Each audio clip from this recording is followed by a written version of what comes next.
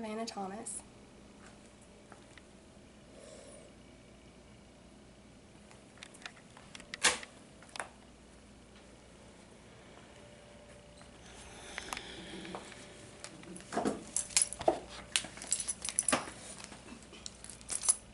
What if Christmas had nothing to do with Christ?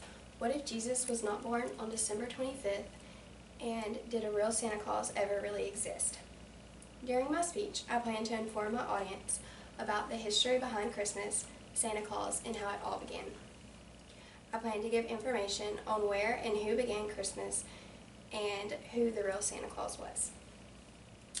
In David C. Peck's article, The True Origin of Christmas, in The Real Truth magazine, he expresses that December 25th did not have Christian roots at all.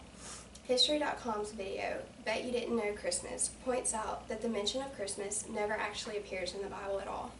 The celebration on the date December 25th was actually rooted from Roman custom and paganism. Pagans celebrated the winter solstice during this time, and the gods they believed would bring longer days and more sun. The winter solstice represented that the longest and harshest part of winter was over and that spring was coming.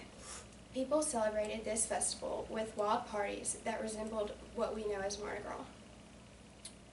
History.com's video says that Puritan settlers actually outlawed the celebration of this holiday in 1644 because it was against the church and they did not support how the festival was celebrated. And anyone who participated was fined 5 shillings, which was a lot back then. Numerous times throughout the Bible, references were made to the weather, proving that Jesus' birth was actually not in the winter. In Luke 2:8, it addresses that when Christ was born, the shepherds were in the fields keeping watch over their flocks by night.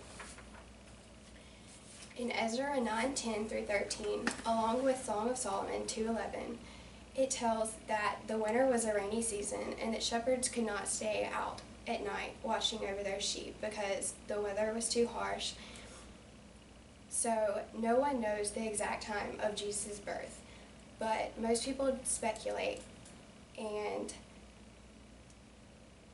Bible History Daily article, How December 25th Became Christmas, is estimating that his birth was somewhere in early spring to July. This article explains that this Roman-rooted celebration was converted to a Christian-based holiday. The earliest mention of December 25th as Jesus' birthday was in the Roman almanac in the mid-4th century. This almanac recorded birth dates and death dates. The Western Roman Empire celebrated December 25th as the birth of Christ, and the East, such as Egypt and Asia Minor, celebrated the date July 6th. The date December 25th would eventually prevail as the date for Christmas. The theory of this decided date was that it was an attempt to spread Christianity. The pagans already celebrated this date for the winter solstice, so Christians decided to adopt this date in the hopes that the pagans would be open to celebrating this day along with the God that it honored. Another part of Christmas, of course, is Santa Claus, who quickly became the face of the holiday. History.com's video tells us that the image of Santa Claus was based off a Dutch saint whose name was Saint Nicholas of Myra. The saint was known as Sinterklaas.